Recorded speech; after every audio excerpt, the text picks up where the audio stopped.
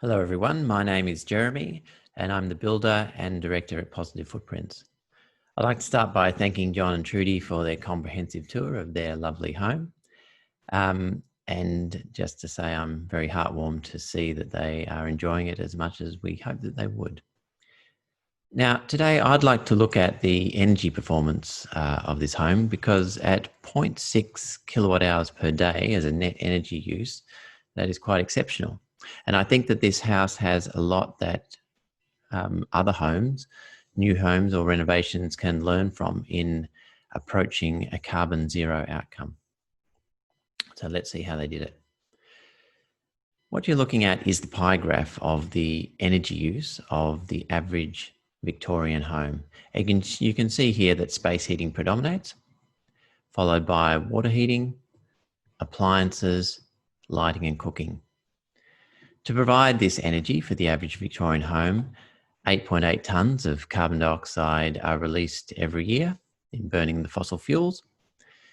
And this pie graph represents $2,686 if you combine gas and electricity bills in a dual fuel home. Let's see what Hillside House did to minimise each segment of this pie. So the first thing that we did to lower the energy use was to get a high star rating. And this was simply done by following passive solar principles. Nothing fancy, just simply put the living spaces on the north, windows also on the north to get that winter sun coming in, a nice eave that is designed to keep out the summer sun but let the winter sun underneath. And looking at the breeze paths in summer afternoons, so that when cooler evening breezes starting to blow, the owners can just open up and the house can quickly vent and cool down for the night on a summer. Just simple strategies. Now, doing those simple strategies, you can see the space conditioning in the average home. An 8-star house uses that much less. So that's a huge saving already, but we can go further.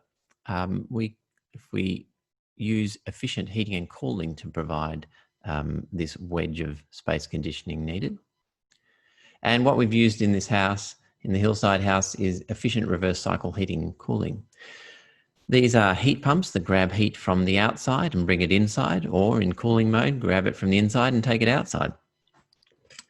And the ones that we've used in this house have a COP, or a coefficient performance, of 3 or greater, which effectively means that to provide this wedge of heating and cooling, it only needs about 1/3 of the energy to do that.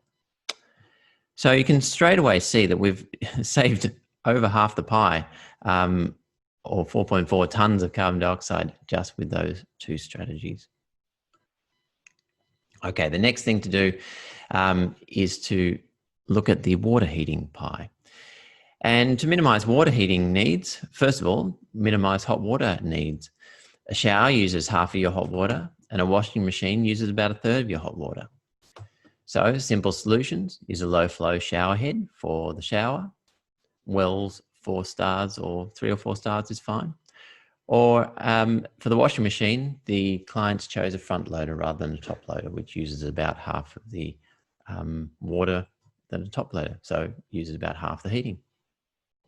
Do that strategy, you can save 1/4 to 1/3 of the hot water needs in the house.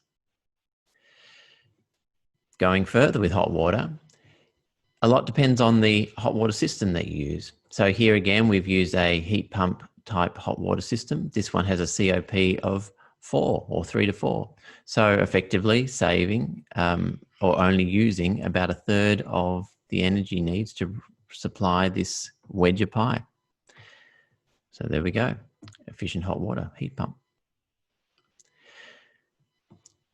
To minimize the lighting wedge here, it's quite easy. It's simply a matter of putting LEDs throughout your house. And I would always recommend don't have downlights.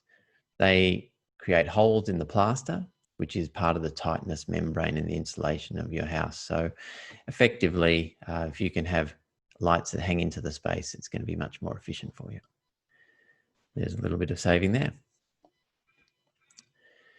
So in this house is an all-electric house. So they've replaced the gas cooktop with an induction cooktop. Induction cooking uses about 50% less energy compared to a gas cooktop. But the main benefit of it, if this is the last gas appliance in the house, once you don't need gas anymore, you can save having a gas meter at all at your house, which in turn saves the connection charge of about $1 a day. So you can quite easily save $300 a year for the life of the house by choosing an induction cooktop. And it has an energy saving too on that wedge. And the last wedge is appliances. And John and Trudy simply went out and chose appliances with higher stars. If you want to see a list of appliances and rank them by efficiency, go to energyrating.gov.au and check it out. You do that and it's quite easy to save a third of the appliance usage in the standard home. So you can see that just by taking this approach, the energy usage compared to an average house is significantly diminished. About 2/3 less, almost 3/4 less. The last piece of the puzzle, or last puzzle to getting to carbon zero outcomes, is to put on photovoltaics to provide the amount of energy that's still required for the house. What this means is that during the day and in summer, you'll be producing lots of power, green energy going out into the grid. At night time or during the darker months of winter, you may be drawing more than you're producing, but on balance, you're producing as much as those wedges need. And on this house, they are very, very close to zero. So let's look at the savings altogether. The average home has a combined gas and electrical bill of $2,686. Well, John and Trudy will be saving most of that every year, minus the electrical connection fee. The environment wins big. Every year, this house basically saves 8 tons of CO2 compared to a standard home. That's carbon that does not need to be emitted because the house is so efficient and providing most of its energy itself. And over a 75-year lifetime, which I think is reasonable, especially could be longer if John and Trudy maintain it well, you would expect at least 600 tonne saving. That is a lot of gas and a huge volume. So we can do better, and it's not hard to do it. The technology is there. It is not expensive. It's something that we should all be aiming for when we're doing major renovations or we're doing new homes. So thank you, everyone. That concludes my little bit of the talk. Once again, I'd like to thank John and Trudy for sharing Hillside House with us.